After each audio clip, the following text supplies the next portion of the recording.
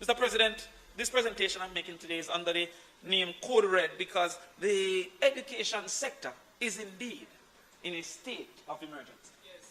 The education sector is what defines who we are based on what the children understood to be proper and rightful learning in the past, they act in the present.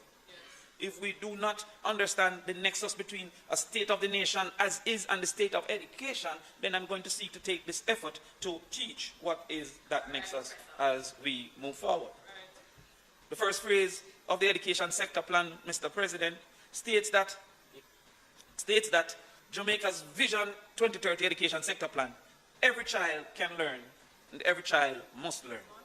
Mr. Speaker, Code Red is defined as Mr. President, as a very serious security warning or threat, indicates emergency situation or threat of dangerous situation that has deteriorated drastically so as to continue an emergency. Mr. President, let us look at what it has been stated in the Vision 2030 plan. It is indeed a good representation of what a Christian country should always embark on to ensure that there is a role for both God and man in the execution of our activities. When it says every child can learn, that is what God's gift has been to our children. Indeed, Johnny Central, you have always heard me say, none of us were born with a talking. We learned to talk. We weren't born walking. We learned to walk. So God's gift is evident from the 9-month-old that a child can learn. It means that, Senator Campbell, if our children were bright at 9 months, it is the failing of men why they're dunce at 19. If our children learn to walk and talk, then what is the reason they can't learn math and English? And so therefore, while God has taken and played his role, our systems have failed our children moving forward. I'm going to look at some of the failures that are happening within our system, and Senator Golden, I'm going to ask you please to look at some of the numbers that we're presenting, because you recognize, as you stated last week, it's an emergency situation. I'm going to start with PEP. At the PEP level, we found that 18,000 males, 17,000 females, approximately 36,000 children sat the PEP examination in 2022. The number that was absent for whatever reason was only 2%, and that is not unreasonable because they might be sick or all of these things that way. So therefore, at this age, 36,000 or 35,292 sat the PEP examinations. So, President, a summary of the report will show that there are 4 categories that children would have been placed in based on those results out of that 2022. This is for 2022. And this is information produced in a report that was distributed by the Ministry of Education under the signature of Minister Favor Williams. Sorry? Grade 6 PEP results. So, what I have are 4 categories: beginning, developing, proficient, and highly proficient. And all students would be placed in one of those categories. The first 2 would suggest they're not proficient, and the second 2 would suggest they have achieved proficiency. So I will just take this time to give you a conversation, Sophie, of what these mean. Beginning students at this level demonstrate limited or no evidence of required competence necessary at grade 6.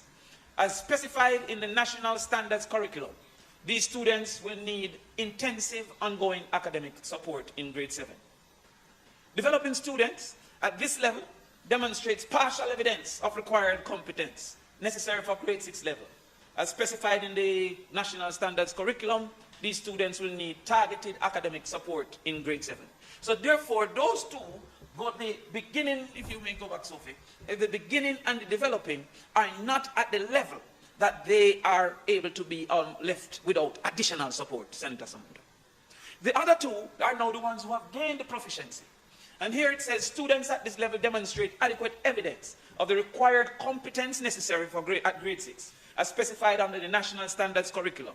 These students may need minimal academic support or extended learning activities. So even though number 3 was said to be proficient, they still were not able to be independent, needed some more additional support at that level. And the final, which is highly proficient, students at this level demonstrate an advanced level of competence necessary at grade 6, as specified by the National Standards Curriculum. They may need extended learning activities at grade 7 because of their abilities. Make them do more things and you do whatever. So what we have found was the results. I'll now have them put forward for you. In mathematics, Senator Golding, 17,307 or 49% of our students did not achieve proficiency. In mathematics, 17,307 or 49% did not achieve proficiency. You see the results here, it is taken almost 8% of our boys was at the beginning stage and they're in grade 6. And an additional 46.8% of our boys was at the developmental stage. So therefore, at the mathematics, 17,307 were not proficient going into grade 7. For social studies, 16,401 or 46% of our children did not achieve proficiency. 16,401 did not achieve proficiency. In sciences, 16,249 or 46% did not achieve mastery or proficiency in sciences. Remember, the proficiency have a lower level proficiency and the ultimate level of proficiency. They did not achieve not even the lower level, level 3 of proficiency. And in language arts, 8,063 or 23% does not achieve proficiency in language arts. You see, there's a thing about numbers, you know, that when you come from these 16,000, the 8,000 don't sound so bad, like, well, that's not so bad. But 8,000 of our children. Senator Campbell, if we start at 8,000, I would say 2,000 or so bad. But because we start at 16 and 17,000, did not receive minimum proficiency moving forward. Now, Mr. President, would you believe in the same report put forward under the signature of the ministry and the signature of the minister, I quote, the minister said, based on the students' performance, it is evident that education system at the primary level is moving in the right direction. Mr. President, what we have just highlighted here could not lead to a conclusion by a minister that education, at best, it shows that education is still in crisis. But it cannot suggest that it is moving in the right direction when 17 and 16,000 of our children was not achieving mastery. Unless they're coming from the full 30,000. And when we look back at some of the historical data, especially at the GSAT level, which is an unfair combination at different exams, they were at 55 and 56%. It would have been immaterial changes up or down compared to 2018 numbers or 2019 numbers. So what we have found is an untruthful analysis, a head in the sand, that will therefore not lead to sufficient intervention if after the numbers we have shown in the same document says that based on the students' performance, the numbers we have shown, it is evident that education system at the primary level, which is where the PEP exam is done, is moving in the right direction. If it is for that alone, we could have called for the resignation of the Minister of Education. That is unfortunate and irresponsible. Mr. President, we move to CXCs, and I hope to be able to identify the results. CSEC, yes, showing our age. The failure, I'm going to state it though. Mr. President, the failure become even worse at the secondary level. So we started Senator Bunting bad, and it deteriorates as we move forward. The 2022 results again gained by the Ministry of Education, and here I must congratulate the ministry. Oftentimes you find it difficult to get information when you request it. In less than a day, the ministry was willing to provide information that I requested, and I must thank the team at the ministry. And maybe thank even the minister, because some ministers kind of make people feel afraid to share this information. But the information that the ministry sent suggests that in 2017, 26,070 children sat or was entered for English A. And it suggests 70% passed English A. In 2018, 24,805 and 75% passed. In 2019, it says 24,069, 82% pass. And in 2020, 23,719, 86% pass, and unfortunately going down in 2021, 73% pass out of the 22,765. It don't sound bad. It don't sound bad. You then go to mathematics, 23,000 in 2017, 965, 50% pass. 2018, 22,813, 57% pass. We move forward to 2021 for saving time, 42% pass, coming from 62% pass in 2020. It don't sound bad.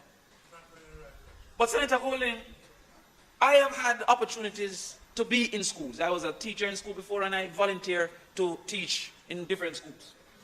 And it brought to my mind, I started to question, but this don't look as bad as I think it is.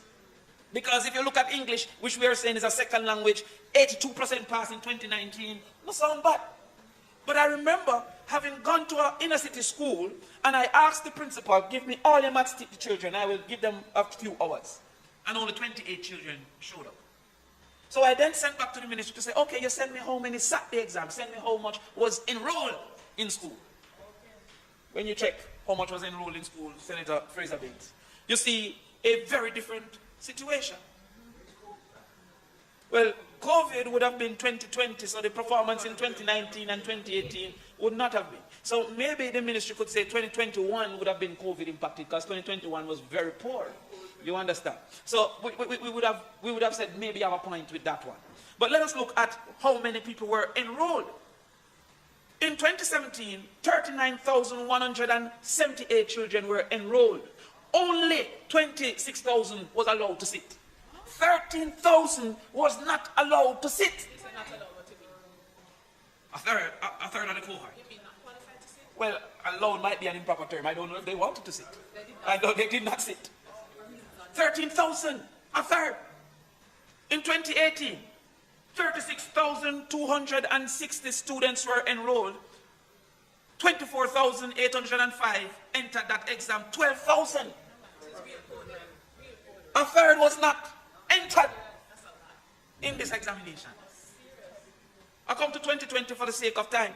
35,511, only 23,719 entered. 12 more thousand was not allowed. Or did not sit. I don't want to be, because if Senator Johnson Smith was here, point of information. How you know they were not allowed? Right. I stand corrected. Did not sit. Did not sit. Because I do not want now the principals to be lambasted, to say that they are seeking to protect their numbers. Because later down you realize that there are reasons that some might not have sat this examination. So, President, when you look at these numbers, it suggests that in English language, not 87% and 74%, 48% in 2017, based on the enrollment numbers, 2017, before COVID, 50% in 2018, 54% in 2019, in the belly of COVID, 57%, and in 2021, 42%. This is an emergency situation. But you don't see the level of the emergency until you look at mathematics. In 2021, 36,748 students were enrolled. Only 20,348 sat the exam. Not passed the exam, sat the exam. Of those total enrolled, 22% passed mathematics. Of the enrollment numbers, 22% pass what is a key subject of logic.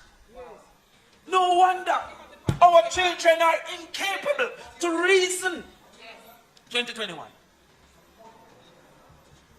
Well, I don't know, never blame on your position. But the lack of logic and reasoning may be why you have some people who commit a murder and don't recognize the finality of their actions. Incapable to see and solve forex. Senator Samuda, if this is not an emergency, I do not know what is an emergency. Senator Fraser Bates, go again and let me go to that one. Yes, go to the other one. So we start to look at 5 subjects, including mathematics. 5 subjects including mathematics is what is perceived to be a minimum reasonable achievement for graduation at the CXC level. But it's also the standard for joining the police force. So I use it to connect the dots. Because the police force can't get enough people. Now why is it that they can't get enough people? One of the reasons they are not qualified to meet the standard. So bad is the situation, Senator Samuda, that the police force no longer asks for maths. It asks for a number subject. So you can go with accounts. What? Accounts is not a measure of reasoning. You know? The informative information presented in this video is motivational and is positively aimed at inspiring, educating and entertaining the viewers with the cutting edge of critical reasoning. If you enjoy the contents on the Black Radar YouTube channel, please consider subscribing to show your support. This is Motivational. We want to present to you a wholesome kind of level of consciousness right now. So subscribe and tell your friend them. This is Motivational.